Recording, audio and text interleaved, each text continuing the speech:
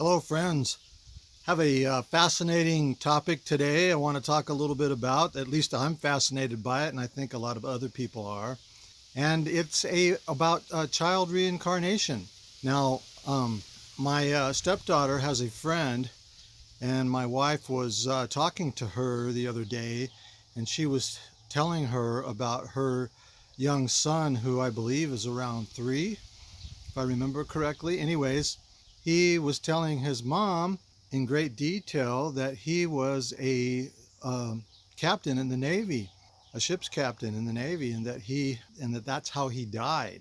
And the reason that came up, I think the reason my wife told me that story is because we had been talking about that. I am involved in a group on Facebook also that talks about verifiable child reincarnation stories. Now, for those of you that are familiar with reincarnation, you've probably heard of Dr. Ian Stevenson, who he did a scientific study, if you will, on children probably under the age of 7, I believe, and he interviewed thousands of children and their parents too. And this was in India for the most part, I believe. Anyways, and ruled out, all the possible cases where they could have gotten information somewhere else and that sort of thing, and verified much of the information either through records, or in some cases the child would tell a story about their previous life and how they, who they were married to, or their siblings, their family, where they lived, and sometimes those people were still alive, some of them, and they were able to go and verify, and they would know stuff about the family and how to get there, even, if it was close by in some cases, that they couldn't have possibly known. And even some of them who were, they were maybe a spouse, like a husband or a wife, and they knew intimate things about the husband or wife that weren't, that they could have not even known about, not even understood what that was. So there's thousands and thousands of cases of kids like that. And so I wanted to talk a little bit about it because I'm wondering too if you guys have some stories like that. Maybe your child or your grandchild, or maybe you yourself when you were a kid remembered some past life stuff, or you thought you dreamed about it, or what have you. Oftentimes, apparently, adults after the age of 7 sometimes will forget all of that. But some few continue to remember even into adulthood. But they've never said anything much about it because people, they tried maybe telling a few friends or family members, and people thought they were nuts. So they just kept it to themselves because it wasn't quite, you know, kosher or accepted back in those days. And it's probably only in the last maybe 20 years that this kind of stuff has been coming out more and more acceptable to talk about.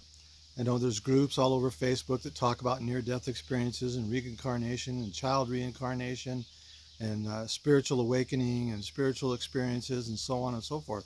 I think it's part of the shift in consciousness where humanity is shifting to a more loving, kinder society. At least I hope so, as we get prepared to head into a golden age.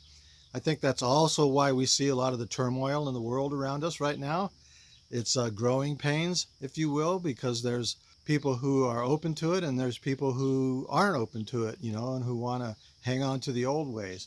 And then there's some few people in power that want to keep their power and they see it as a threat to their power and so on and so forth. So that's causing a lot of upheaval and troubles in society, in certain sectors of society. So it's really interesting. So I remember one story, and and some of you may have seen this. It was part of a documentary on TV several years ago, I think. I think you could still probably find it on YouTube, about a kid who had nightmares and that he was on fire. He kept waking up or night terrors or whatever. And his parents were kind of at their wits' end, if I remember correctly.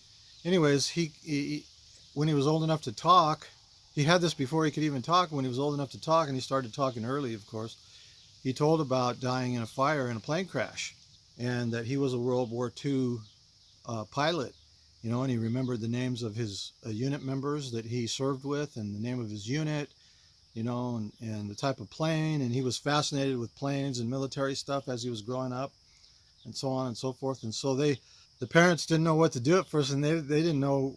I don't know if they believed in it or not, but they decided to check it out, and so they started checking it out, and they confirmed the unit name, the time that he claimed it was, and serving, and it was all accurate.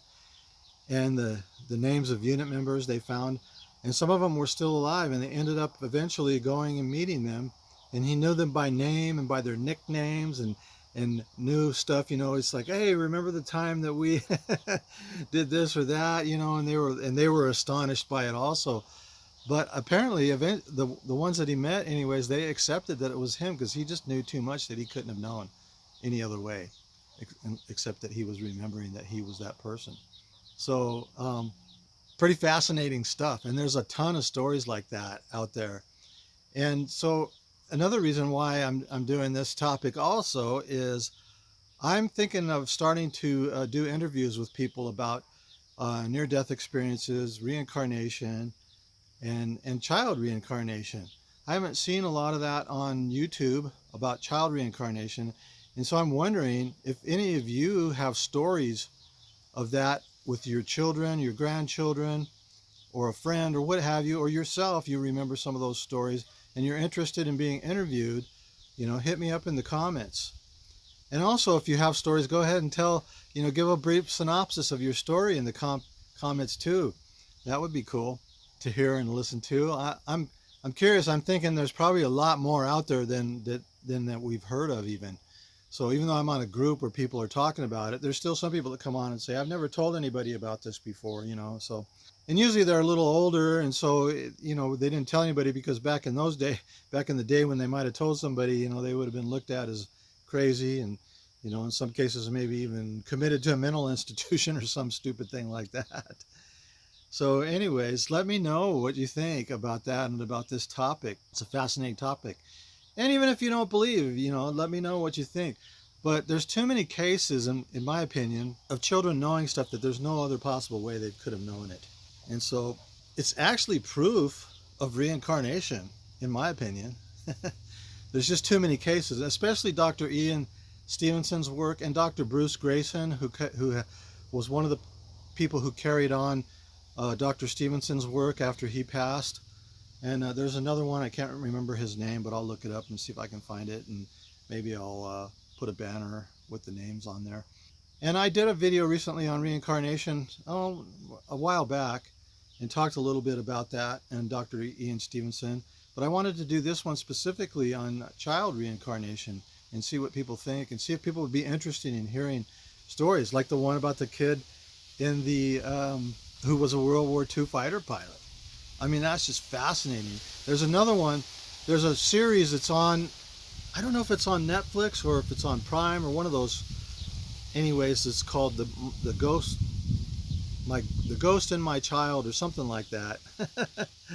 There's some fascinating stories there too. There was a kid who was in the Civil War, and he was shot and killed, and he remembered the area where the battle was. And at first his parents were freaking out, because they didn't know much of anything about it, and I forget how they discovered, and I think maybe they took him to a psychiatrist or something, and the psychiatrist said he might be remembering a past life.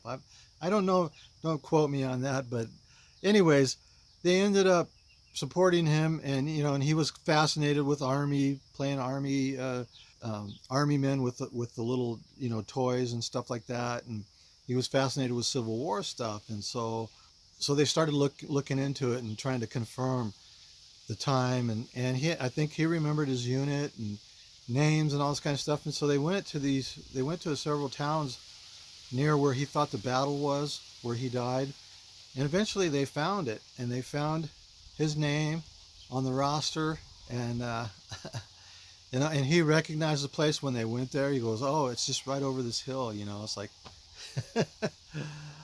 And he's one that he remembered after he was 7 years old too, because they kept researching and doing it, and he was just adamant about it. And his parents were kind of worried about him, because they didn't think he was going to be able to move on and have a childhood until they resolved this with him.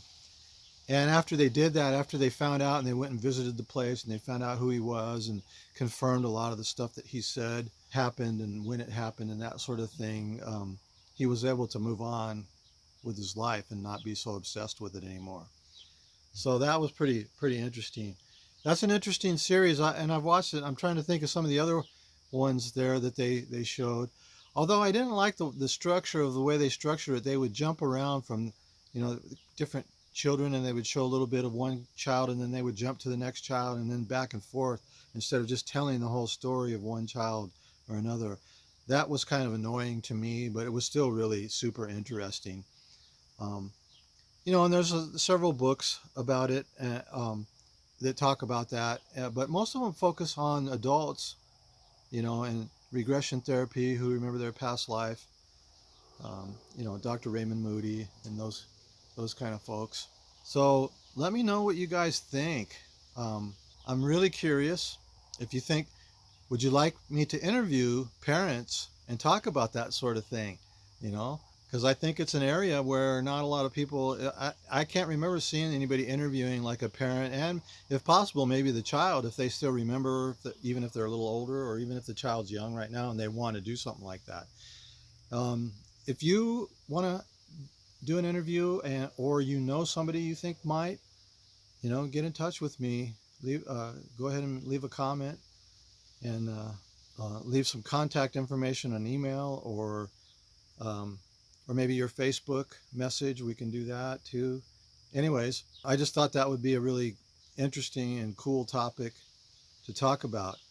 And so now I'm curious. We have a couple of young grandchildren, my wife and I, and so now we listen to some of the stuff they say, and some of it could be, we think, and we try not to lead them on or anything, but some of the stuff they say, it's like, how could they know that,